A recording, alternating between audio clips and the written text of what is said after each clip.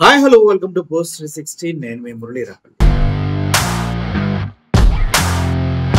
ఈ మధ్య కాలంలో మనం ఎప్పుడు చూడనటువంటి దారుణాలు చూస్తున్నాం. అవి ఒకవేళ మీరు అనుకుంటారు ఆడపిల్లల పైన జరుగుతున్న అగత్యాలు, మహిళల పైన జరుగుతున్న దారుణాలు, చిన్న పిల్లల పైన జరుగుతున్నటువంటి తప్పుడు అనుకోకండి. ఇవి నిత్య కృత్యాలు అయిపోయినాయి. ఆంధ్రప్రదేశ్ దగ్గర దగ్గర నెంబర్లు 300, 400 దాటిపోయినాయి. ఎప్పుడో ఈ దారుణాలు. వాటిపైన కేసులు తీసుకోరు, కేసులు కట్టరు.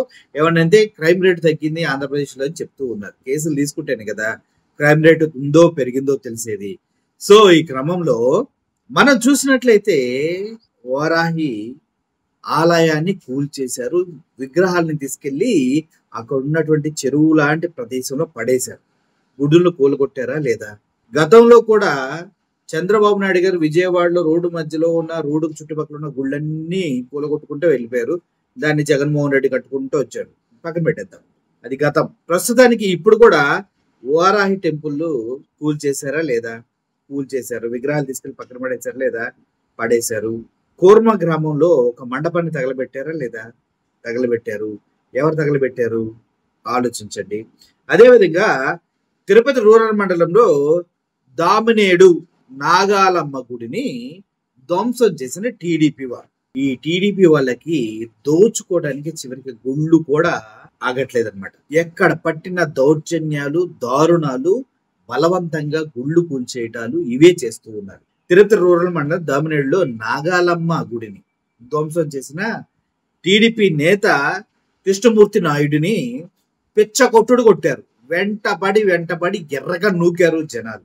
అంతేకాదు తన అర్చనలు కూడా గ్రామస్తులు కుక్కల్ని కొట్టినట్టు కొట్టారు.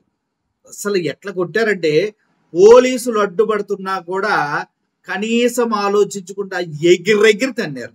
దేవుళ్ళ గుళ్ళ జోలికి వెళ్తే ఎవడు ఊరుకుంటారు భయ్యా? ఎవరి నమ్మకాలు వాళ్ళ, ఎవరి విశ్వాసాలు వాళ్ళవి. నాగాలమ్మ గుడిని రాత్రికి రాత్రి కూల్చేశారు భూమి కోసం. ప్రజల్లో ఆగ్రహం వెల్లివిప్పింది. కోపం తారాస్థాయికి చేరింది. ఏ నాయకుడైతే ఏంది, నువ్వు టీడీపీ నాయకుడైతే ఏంటి, బొక్క ఎవడైతే ఏంటి, మా నాగాలమ్మ గుడిని కూల్చుతారా అంటూ ప్రజలు ఆగ్రహావేశాలకు లోనయ్యి విచక్షణ కోల్పోయి పోలీసులు ఉన్నారన్న విషయాన్ని కూడా తుచ్చంగా భావించి పిచ్చ కొట్టుడు కొట్టారు. అసలు ఆ వీడియో చూస్తుంటే నాకు అనిపిస్తుంది ఈ రేంజ్ లో ఎట్ట కొట్టారా అని.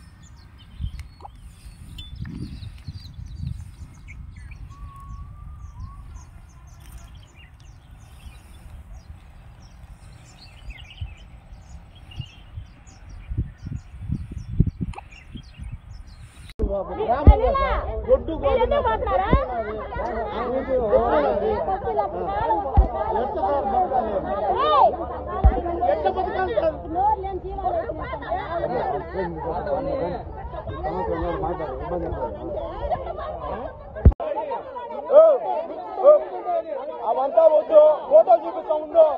నువ్వు చెప్తున్నావు కదా ఇప్పుడు పెట్టామనే మేము ఫోటోలు చూపిస్తా ఉందో. మేము ఉన్నాం, ఈ ఊర్లోనే ఉన్నాం. ఈ రోజు వచ్చావు నువ్వు, నిన్న మొన్న వచ్చావు నువ్వు.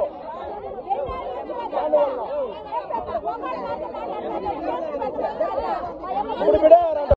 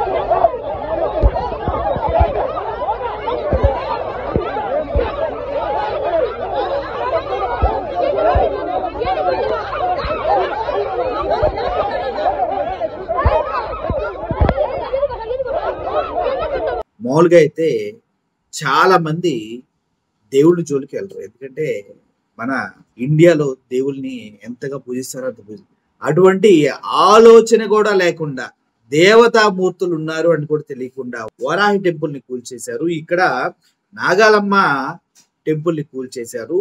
కోపంతో ప్రజలు రగిలిపోతూ ఉన్నారు. ఇదంతా చేస్తుంది టీడీపీ వారే అని తెలిసి ఆ టీడీపీ నేత కృష్ణమూర్తి నాయుడిని కుక్కను కొట్టినట్టు కొట్టారు వాళ్ళ అనుచరులు కూడా. మరి ప్రజల ఆగ్రహ వైశాలకు లోనవటం ఏమైనా కరెక్టా?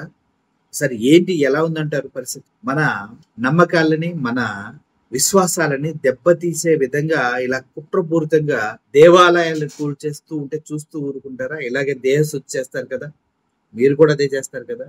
కాబట్టి కంపల్సరీగా ఎక్కడైనా రౌడీ మూకలు ఆలయాల జోలికి వస్తే మాత్రం ఇలాగే రెస్పాండ్ అవ్వండి, ప్రతిఘటించండి, పోరాడండి, కాపాడుకోండి. లా అండ్ ఆర్డర్ లో ఎటువంటి రూల్స్ ఉన్నాయో అటువంటి రూల్స్ ని ఫాలో అవ్వండి. మీరు ఇబ్బంది పడకండి, ప్రజల్ని ఇబ్బంది పెట్టకండి.